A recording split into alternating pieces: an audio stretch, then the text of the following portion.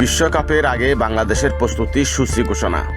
আগামী মাসে ইংল্যান্ডে শুরু হতে যাওয়া নারী টি-20 বিশ্বকাপের আগে দুইটি প্রস্তুতিমূলক খেলবে বাংলাদেশ দল। 6 জুন নিউজিল্যান্ডের বিপক্ষে এবং 9 জুন আয়ারল্যান্ডের বিপক্ষে প্রস্তুতি ম্যাচগুলো খেলতে নামবে বাংলাদেশ। দুটি ম্যাচ হবে লাফবুরুতে। নারী টি-20 বিশ্বকাপ শুরুর 30 দিনের আগে প্রস্তুতি ম্যাচ সূচি প্রকাশ করেছে বিশ্ব ক্রিকেট নিয়ন্ত্রণ সংস্থা আন্তর্জাতিক ক্রিকেট কাউন্সিল আইসিসি।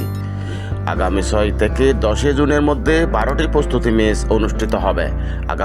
আগামী বিশ্বকাপে এ গ্রুপে আছে বাংলাদেশ, সেখানে টাইগারদের প্রতিপক্ষ অস্ট্রেলিয়া, ভারত, নেদারল্যান্ড, পাকিস্তান ও দক্ষিণ আফ্রিকা। 12 জুন বার্কিংহামে স্বাগতিক ইংল্যান্ড ও শ্রীলঙ্কা ম্যাচ দিয়ে বিশ্বকাপ শুরু হবে।